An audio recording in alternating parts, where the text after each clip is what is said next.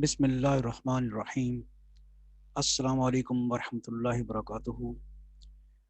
Viewers, आज हम एक बड़ा इंटरेस्टिंग क्वेश्चन सॉल्व करते हैं। If two forces P and Q act at such an angle that their resultant R is equal to P, show that if P is doubled, the new resultant is at right angle to Q। तो question की statement ये है कि दो forces हैं, वो एक ऐसे एंगल पे एक्ट कर रही हैं कि उनका रिजल्टेंट की मैग्नीट्यूड जो है वो फोर्स पी की मैग्नीट्यूड के बराबर है। फिर वो कहता है कि if the force P is doubled, अगर फोर्स पी को डबल कर दिया जाए तो जो नया रिजल्टेंट बनेगा उसका क्यू के साथ एंगल 90 डिग्री होगा। Mechanics book to follow.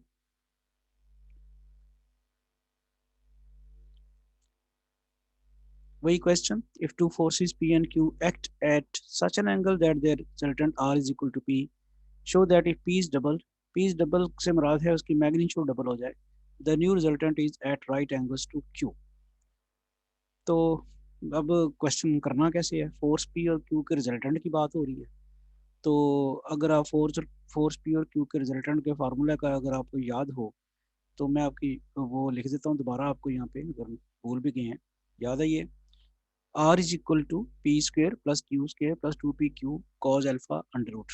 ये था दो फोर्सेस के रिजल्टेंट की मैग्नीट्यूड अगर वो एंगल अल्फा को करेक्ट कर रही है। तो ये मैंने क्यों लिखा, क्योंकि क्वेश्चन की स्टेटमेंट में अगर आप गौर करें, if two forces P and Q act eight such an angle that their resultant R is equal to P, यानी उनके रिजल्टेंट की मैग्नीट्यूड का चूंकि जिक्र है तो फिर ज़रूरी था कि ये फार्मूला लिखा जाता। ये फार्मूला लिख दिया।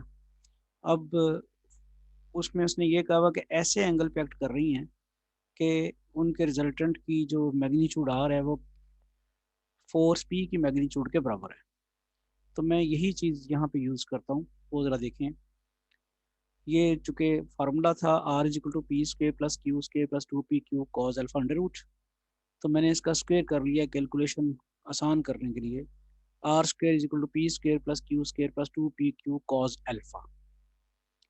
अब जो गिवन कंडीशन है वो क्या है, R is equal to P, ऐसे एंगल के ऊपर एक्ट कर रही हैं कि रिजल्टेंट की मैग्नीट्यूड फोर्स पी की मैग्नीट्यूड के बराबर हो। तो मैं यहाँ आर की जगह पी पुट कर देता हूँ। आर की जगह जैसे ही पी पुट किया तो ये आ गया P square is equal to P square plus Q square plus 2pq cos alpha. अब ये पी स्क्वायर इस पी स्क्वायर से कैंसिल हो जाएगा, मेरे पास रिजल्ट आ जाएगा Q square plus 2pq cos alpha is equal to 0। Now we can take common Q from here. Q is common लेके आपके पास बन जाएगा Q into Q plus 2pq cos alpha.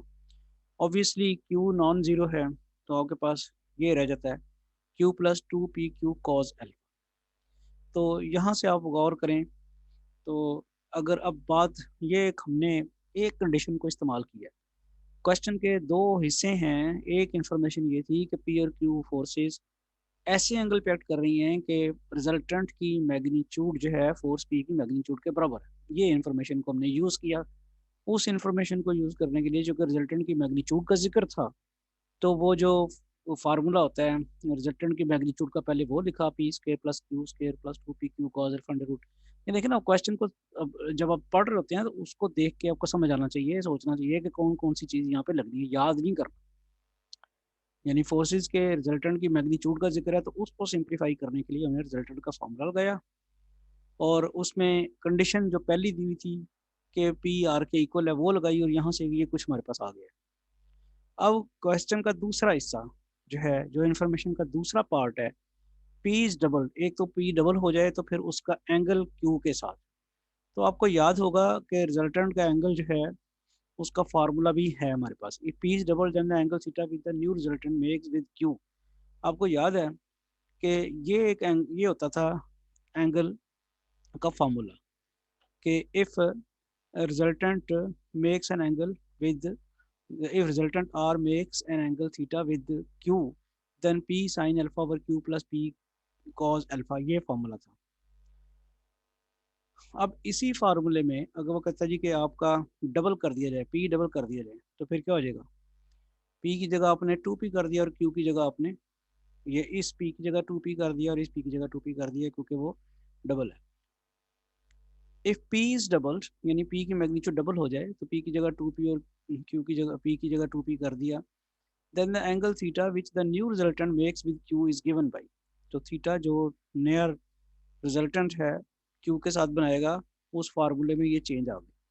अब आप Q plus two P Q plus two P cos alpha zero के बराबर है, यहाँ जीरो पुट करें, समथिंग ओवर जीरो आपके पास आ जाएगा इन्फिनिटी, तो theta is equal to tan inverse infinity, तो टेन इनवर्स इन्फिनिटी किसके बराबर 90 डिग्री के। तो हमें पता चल गया कि जो नया रिजल्टेंट है वो फोर्स क्यू के साथ एंगल 90 डिग्री बनाएगा, यानी वो क्या होगा, new resultant is at right angle to, नया जो रिजल्टेंट है वो क्यू के साथ उसका एंगल 90 डिग्री बनेगा। समझ आ गई है, क्लियर होगी बात। दो इन्फॉर्मेशन को हमने यूज़ किया है, और दोनों इन्फॉर्मेशन को यूज़ करने के लिए दो फार्मूले भी हमें चाहिए थे, वो फार्मूले भी लगाए हैं और दोनों इन्फॉर्मेशन को यूज़ किया है, और जो क्वेश्चन का सोल्यूशन रिक्वायर्ड था, जो आंसर रिक्वायर्ड था, जो हमने प्रूव करना था, वो यहाँ पे हमारे पास प्रूव हो गया।